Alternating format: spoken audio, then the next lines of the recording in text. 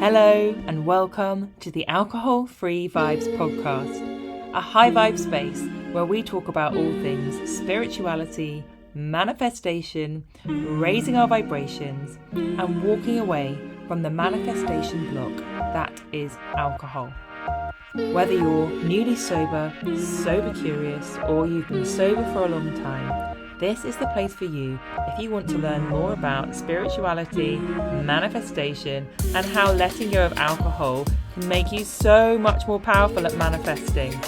It's time to stop drinking, start living, raise our vibrations, and step into our manifestation power. Let's get started.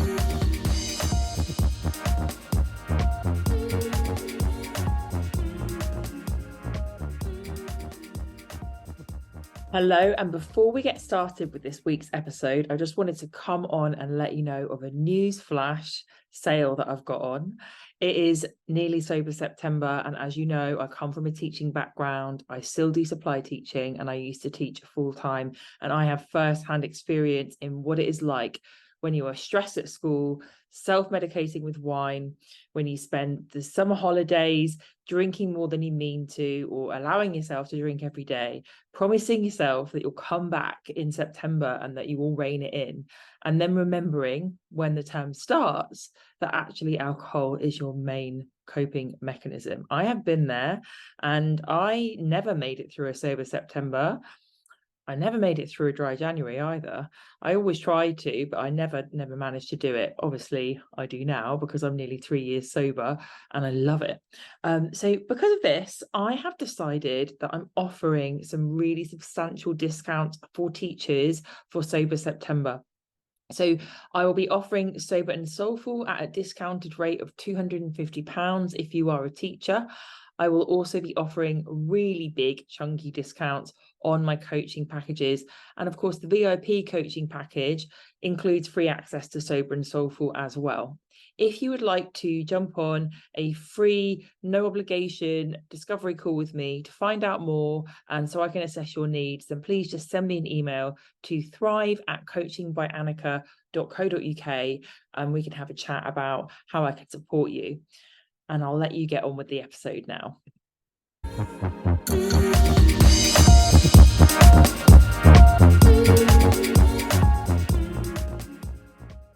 Hello, and welcome to another episode of the Alcohol Free Vibes podcast.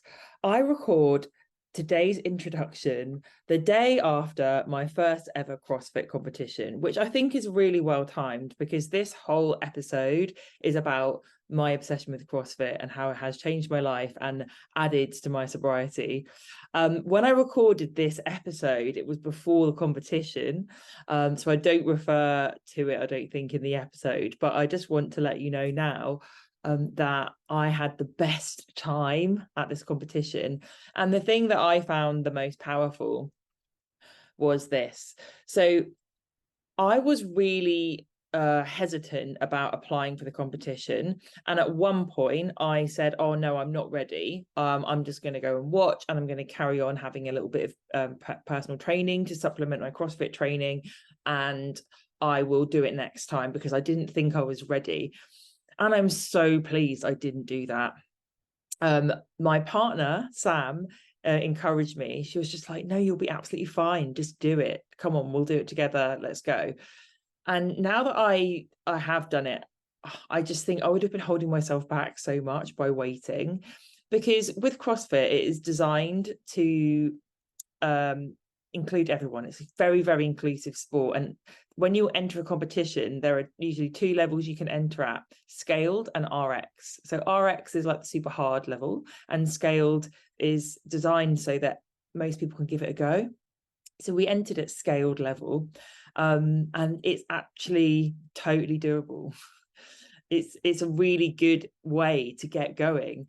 So I entered at scaled level, and I said to myself, right, I've already PB'd because I've never signed up for a CrossFit competition before. So all I have to do now is turn up, get through all of the WODs, and that's a PB for me. I'll be really pleased. I'll be really proud of myself for putting myself out of my comfort zone. So we get there, and my partner Sam's like, right, what's your goal today? And I told her, I've hit my goal. I've turned up. And she said, okay, can we have another goal? Can we have the goal that we won't come last in the competition or any of the WODs? I was like, yeah, that's manageable. Like, I can do that. So we cracked on. We had that as our goal. The other goal was obviously to have fun. And we just did our very best. And I was so surprised at the end of the day to see that out of 11 pairs in our category, we came fourth, which was so much better than I thought we would do. And I just walked away thinking, I can't believe I nearly didn't allow myself to take part in that because I didn't think I was ready. And I've just shown myself yet again, as CrossFit shows me all the time, you can do so much more than you think you can. And it's just such a good metaphor for life. It's such a good way of proving to yourself again and again, you can always do more than you think you can. So yeah, that's my little pre-episode pep talk based on this weekend's experience. If I can do that, so can you. I was the kid at school who was not sporty. My PE teachers hated me because I was not interested. I was not sporty, and I just managed to do that this weekend. So hurrah! Before we move on to the actual episode where we'll talk about CrossFit in more detail and exercise generally, just to remind you that the next round of Sober and Soulful is really, really close to starting. It starts on the 4th of September at 7:30 p.m. UK time. If you're not in the UK, do not worry. All of the workshops are recorded. They will all be uploaded to a platform that you will have access to like forever. And on this platform, you'll also get your other resources for the course as well. And you get unlimited free entry to all future rounds of Sober and Soulful. So you can always keep refreshing. You can access any of the updated materials as well. And this course is designed to help you let go of any FOMO you have around not drinking alcohol, so that you can effortlessly step into sobriety. You won't need any willpower. You will want to drink alcohol as much as you want to go outside and lick the pavement. You won't see any benefit to it, like I don't. I will also be teaching you so much about how alcohol is a manifestation block, so you can understand the huge gift that you're giving yourself when you don't drink, but you can also really start to rev the engine on your manifestation journey and start to delve into this exciting journey of spiritual healing that we can enter when we stop numbing ourselves.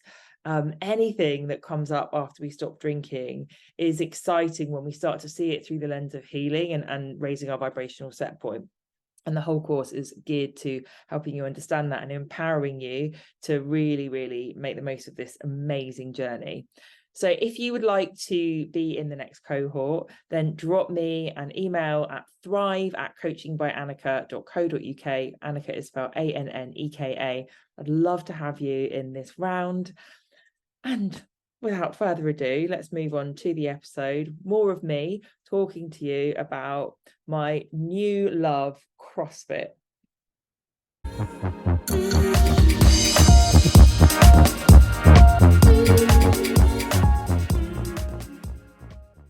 I would like to talk to you guys this week about my growing obsession with CrossFit. Anyone that follows me on social media will have seen that I like CrossFit a lot, and I go like 5 to 6 times a week, and my obsession with it is growing and growing. I love it so much. Like literally every time I get to my CrossFit gym, I just have this like really strong, excited, like Tigger-like feeling of love for everyone and everything. And I'm just like, yeah, let's go. And I wanted to talk to you about how CrossFit has changed me as a person, exercise generally, but then specifically CrossFit has just given me a whole new edge. How it's changed me as a person, how it has supported my alcohol-free journey, and how it helps me in every single area of my life, and how I just could not recommend it enough. I couldn't recommend exercise enough, but I couldn't recommend specifically CrossFit enough. I honestly, I'm not sponsored by CrossFit or any affiliate gyms, although maybe I should be, but I just think it's the best thing ever. So I probably won't even cover all of the reasons why I love CrossFit so much in this podcast. episode, I bet when I finish recording, I'll be like, oh, I've just thought of something else I didn't say, but I'm going to see if I can cover most of them. And it does all link to alcohol-free journey. So first of all, when we first stop drinking alcohol, our brain has to do quite a lot of recalibration. So I get it quite a lot on my TikTok. People kind of comment on my video saying like, I feel awful, please help me. I'm in my first like month and I just feel horrendous and I'm sleeping all the time. And guys, if anyone that's feeling like that, please always, I love it when people tell me. I obviously don't love it to hear people are struggling, but I love it when people share with me so that then I can like support you and help you. So yeah, but people do say that a lot, and something that I always say back is completely normal to feel like that when you first stop drinking. And it's not because that's what being sober feels like. That's what the alcohol has done. That's how dysregulated your neurochemistry is from drinking alcohol. And actually what's happening when we stop drinking is we are going through like a recalibration period. And one of the reasons for this is that alcohol hijacks our dopamine system, our dopamine pathways. Our dopamine is our pleasure and reward system. And alcohol hijacks it, meaning that our brain's like, I just want alcohol. And other things are less pleasurable because you just totally wired that you just want alcohol. So for example, if you put an alcohol-free person and a drinker in front of a sunset, the alcohol-free person would be able to enjoy the sunset more than the drinker because of the way that our dopamine pathways are wired. So that's one of the reasons why we are neurologically out of balance when we first stop drinking. But really, alcohol affects more neurotransmitters than any other drug, and alcohol is a drug. We've got a lot of adrenaline and cortisol running around our system when we stop drinking, because alcohol is a depressant. And when we drink it, we might get an initial buzz, but actually our brain then has to adjust and react against that.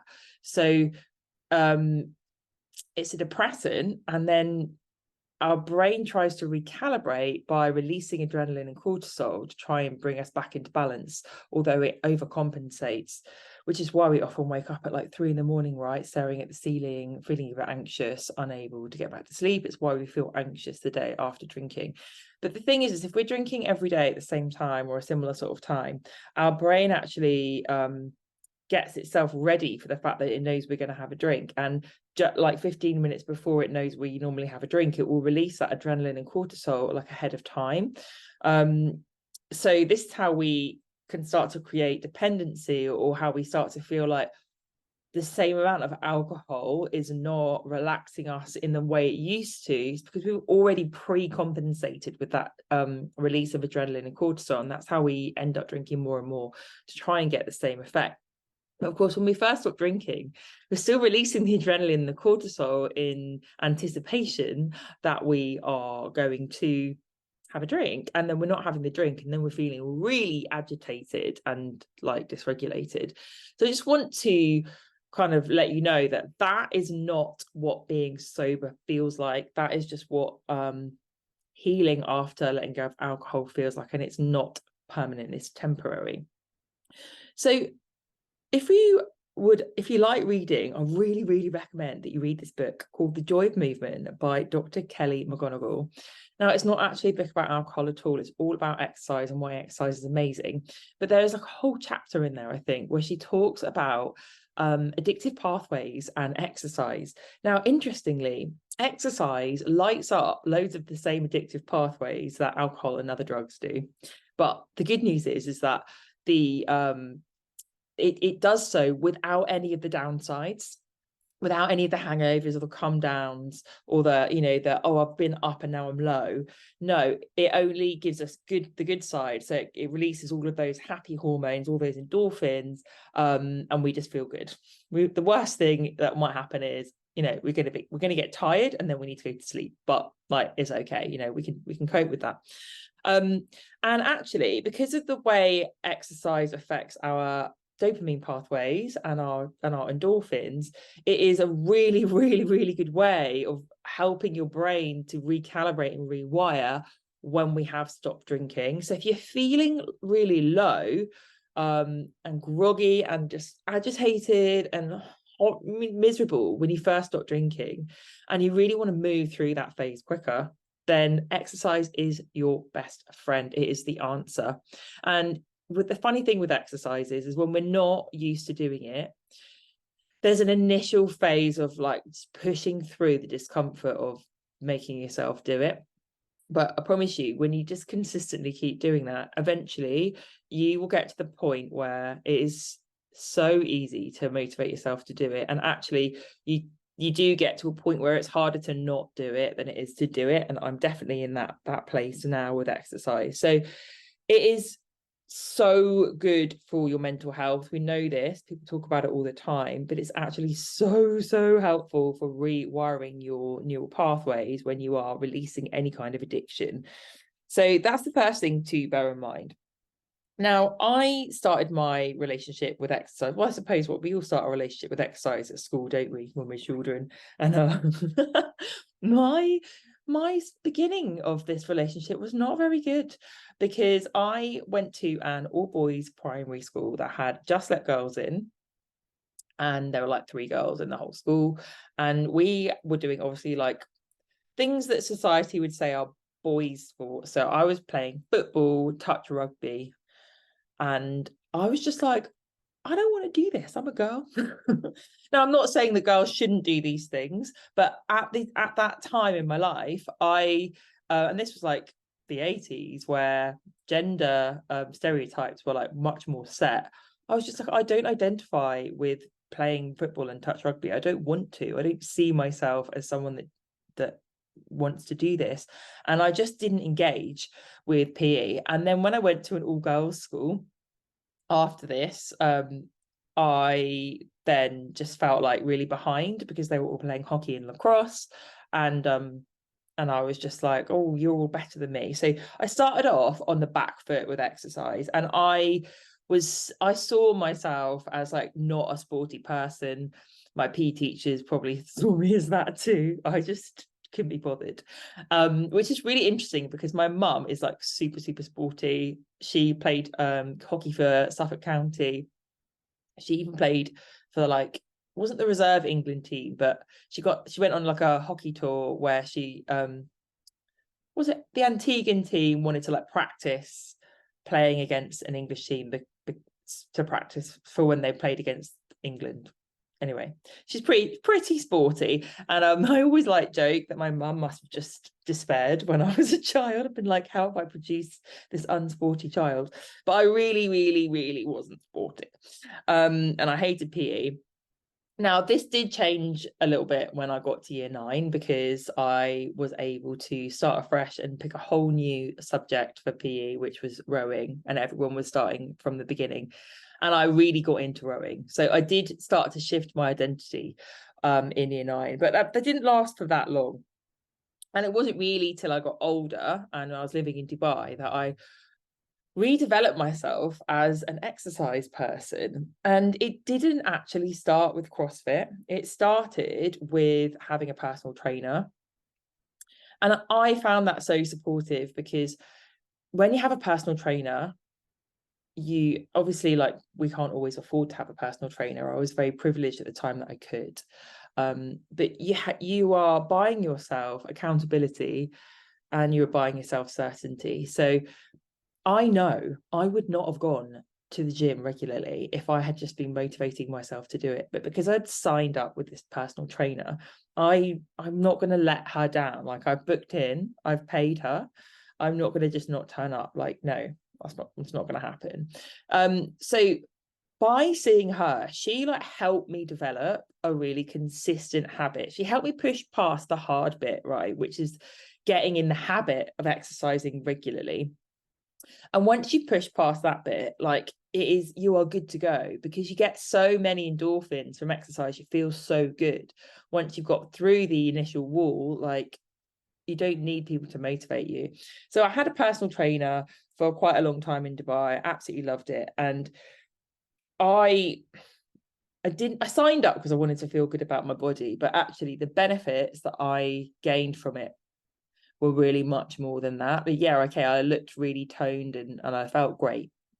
But when I lived there, before I changed my life, before I stopped drinking and came back to England and literally changed everything, I was really living out of alignment. I was in a job that wasn't right for me. It was very stressful. I was very, very anxious, partly caused by the fact that I was drinking so much, but also caused by the fact that I was numbing things I didn't want to look at that needed healing through the drinking. But I was very, very, very anxious. I'd actually developed an anxiety disorder, and I used to get very stressed and very dysregulated very easily.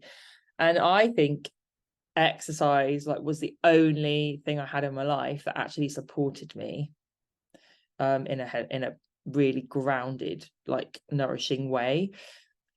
And yeah, number one, it's a great way for releasing anxious energy and kind of peeling yourself off the ceiling when you're feeling really, really anxious or stressed or angry. So it was a great energy release for me. It also actually meant that I drank less at the time, because when I'd been for PT, I didn't come home and drink. Whereas if I hadn't got PT, I probably would have had a drink. But it also created certainty in my life. Now, we all need certainty, especially when we're feeling stressed and anxious. And I hadn't really realized it until I reflected on it afterwards, but it was so helpful for my mental health, knowing that however stressed I got in the day at work, however many curveballs were thrown at me at work in terms of surprise meetings, surprise inspections, panic situations that used to get thrown around all the time, whatever happened, I knew with 100% certainty that I would go and see my personal trainer at the same time every 3 days a week at the same time. And that certainty kept me grounded. It kept me anchored. It kept me it just gave me a backbone to hang off, if that makes sense. And I honestly kept me going through a time where I was just so out of alignment.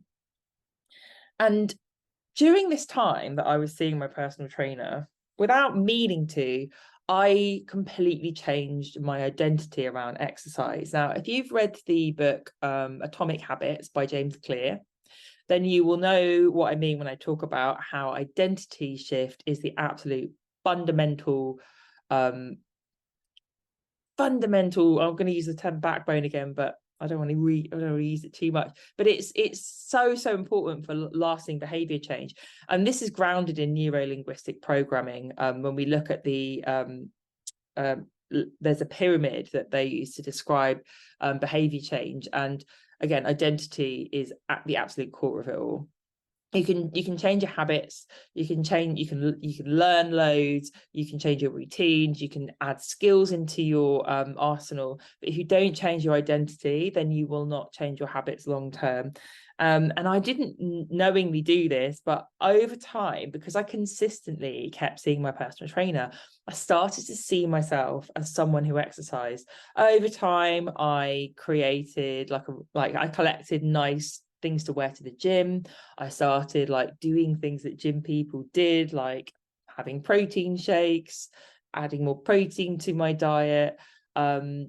Just thinking, I just saw myself as I'm a gym person. Whereas before I had a PT, I didn't see myself as someone like that at all.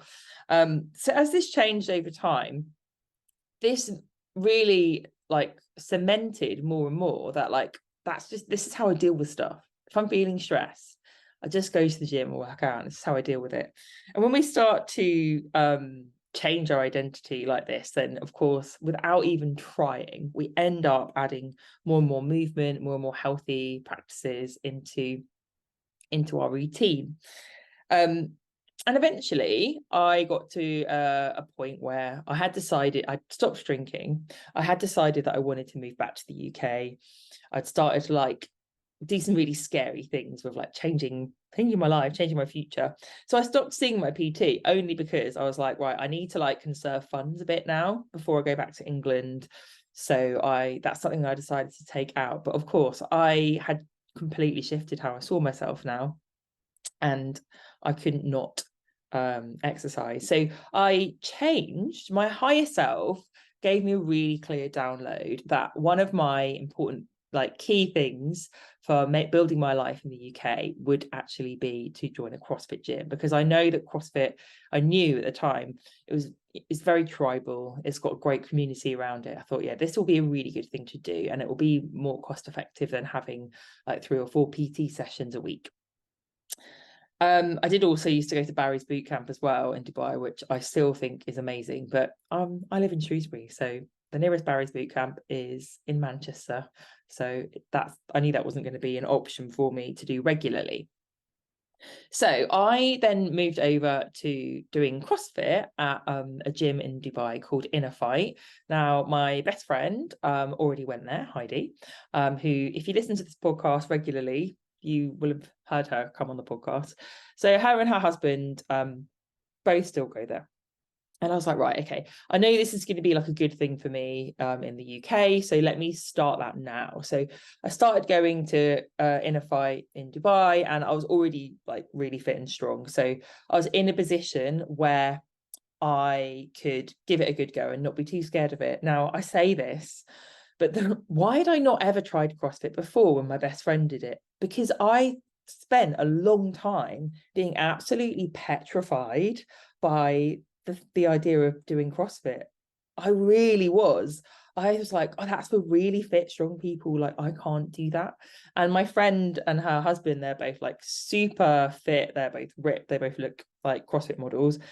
And I think I would just look at them and be like, I could never do that. Like, I put them on a pedestal, and I was like, I can't meet you up there. And then when I actually started it in Dubai, I was obviously, I had a bit more confidence because I was already fit. And then I just realized, like, oh, I was being so silly before. CrossFit is so beautifully like pitched so that anyone can do it and be really challenged. So you could be like incredible, you could be like an Olympic athlete, and you could go to a CrossFit class and you could stretch yourself, and you could be really unfit and you could go and you could access it, because it's scaled so that everybody can access it. So as an ex-teacher, I'd say that it's really, really beautifully differentiated so that everyone is included, and you get people of all fitness levels or ages do CrossFit. And that's just one of the amazing things about it. It's so inclusive. So anyone listening to this who's like, oh, that sounds a bit hardcore for me, honestly, it's just anyone can join in. Like, give it a go. Don't be scared of CrossFit. Anyway, so I kind of like got going with it, was really enjoying it, but obviously wasn't doing it there for that long. So I knew some people at the CrossFit gym, but I didn't know everyone that well. And then I came back to England. Now, for some really weird reason, I don't know why I did this, but when I came back, the first thing I did, I just joined this gym in Shrewsbury that my mum and dad go to. And actually, no, I do know why I did it. Because when I first came back, I was sharing my mum's car with her. And I was like, it's not really going to work if I'm going to a different gym to my mum. My mum goes to the gym every day, because it's just not going to work with cars. So I ended up joining her gym. And for a year, I went to her gym, which was not a CrossFit gym. I really enjoyed it. It's an absolutely gorgeous gym. But having done that for a year, when my membership ran out, I had my own car by then, and I'd moved out. And I was like, I really want to go back to CrossFit. So this was when I then went to SY1 in Shrewsbury. Now, it's really strange because this was in probably like the September, and I sort of went like a couple of times, and I don't know why. I was just obviously in like a really like funny place in my head. I can't remember what I was doing. Maybe I was doing a lot of yoga, or maybe I was going through some sort of phase where for some reason I just didn't really give it a proper go. So I went to a few 2 or 3 drop-in classes, and for some reason it fell off my radar. Don't know why. And then this January, I was like, right, New Year's goals. I really want to get back into CrossFit. Like, I want to stop messing about. So I set myself a goal right, I'm just going to go twice a week, because I felt really unfit again then compared to how I did before. And it felt a bit overwhelming. I get really overwhelmed really easily, which I think helps me as a coach, because I really do understand what it feels like to be overwhelmed. We have to break things down into small baby steps, otherwise we won't do them. So my baby steps were like, let's just go to CrossFit twice a week. If I'm doing it twice a week, I'm winning at life. So I started doing that.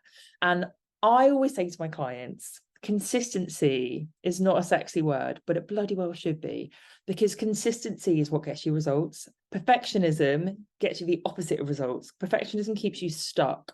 It keeps you stuck in the lack of, it's not good enough. It keeps you stuck in the energy of lack.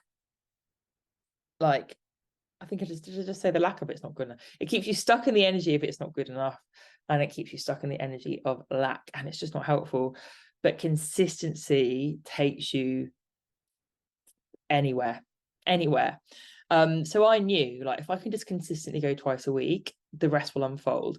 So I did that, and it wasn't long before I was going 3 times a week, and then 4 times a week, and now, without even like deciding to, I just go 5 or 6 times a week, like without fail. I absolutely love it, and it's giving me that certainty. I love having that certainty in my day, that every single day of the week, I know that I can go to CrossFit, I'll see like loads of familiar faces, and I'll have an amazing time. So when I'm working from home, obviously I'll be speaking to people on Zoom, but I'll still be on my own for most of the day in my flat. Like, it's so mentally healthy for me to have that like structure, that at 6:30 every night I go to CrossFit. And I usually have a client like before and after, and I just make sure it always fits in around it. I always go to a weekend workout, usually on a Sunday. So that certainty is really helpful for me. But oh my goodness, the other things that CrossFit gives me now. So I feel like I've got so many more friends now, considering I've only been back in the UK for 2 years. I know so many more people in Shrewsbury because I go to CrossFit. Everyone is so friendly at that gym, and it is a bit of a CrossFit thing that everyone's really friendly, really inclusive, and really kind to each other. It's because of CrossFit that I did the dragon boat race in Shrewsbury, which was just so much fun. It's because of CrossFit that I'm going to do the Longmynd hike in October, like a 50-mile through the night hike with a group of people from CrossFit. It's because of CrossFit that I'm doing a CrossFit competition this weekend, obviously, which I'm super scared about, super excited about at the same time. And really, okay, yeah, great. CrossFit gives me certainty. It helps me regulate my nervous system because it helps me like release any anxiety or stress energy that I might have. Yes, it completely feeds into my identity as someone who is sporty and who is fit. And of course, the more I feed into that identity, the more I just want to do healthy things for my body, the more I want to go on hikes and do yoga, and it literally snowballs the way that I'm healthy because of how I see myself, because I see myself as a CrossFit person. But the other thing that CrossFit really gives me, which all other exercise has not given me this level that CrossFit does. CrossFit shows me daily that I can do things I never thought I would be able to do.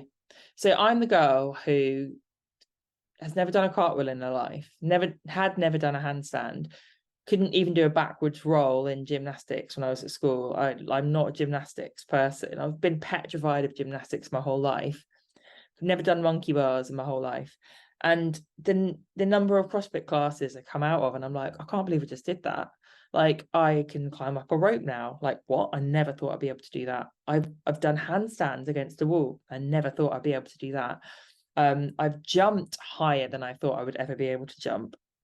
And a thing I love about CrossFit is everything's broken down into such small steps, like the way you're coached, that you can train yourself to do things you just didn't think you would be able to do. I do actually have some really awesome PT now, like once a week with one of the instructors, just to help me work on these skills. But continually showing yourself that you can do things you never thought you'd be able to do is so bloody helpful in so many ways. Like, it's dysregulating for our nervous system, right? When we try and do things that we didn't think we could do that scare us. It's dysregulating when you're trying to put yourself into a handstand against a wall when you've never done one before, and you're training your brain to like be dysregulated, but then to also anchor yourself and ground yourself and be like, no, we're okay, we've got this, we're good. That mental resilience goes so much further than that CrossFit class. You take that home with you. You remind yourself, like, I can, as Glennon Doyle says, I can do really hard things. I can, and I'm okay. I've got this. I'm resilient. And that is absolute gold dust. And I honestly don't think no other sport that I've ever tried gives you that level of confidence in yourself. And you only need to watch the CrossFit Games, right, to see that I know I'm not the only person that would say that about CrossFit. Like, I love in the CrossFit Games that the age categories like go up really high. It's like 65 plus age category. What other Olympic sport has that? I mean, I don't know. I don't watch enough sport. I'm more a fan of doing it myself. But like, CrossFit shows the world anything is possible. You can do anything you want. You can do more than you think you could do.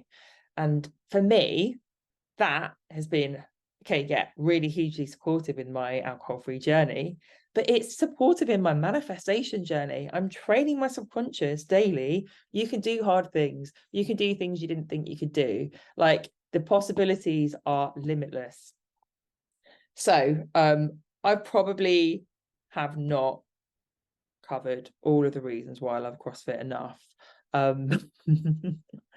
I could probably do a part 2 on this, but I just wanted to kind of give you a bit of a background really as to why I put so many CrossFit and exercise things on my social media, and why for me they're such an integral part of an alcohol-free journey, why exercise is just so magical and helpful, and it is a spiritual practice, because not every part of us is connected. And the more we recalibrate and look after our bodies, the more we can, we're looking at the root chakra, our root chakra needs. The more we look after all of our chakras, the more we can access our third eye and our crown chakra, right? It's all connected. It's all part of a system. So, that is my penny's worth on CrossFit and why I love it. And I'm going to stop rambling now.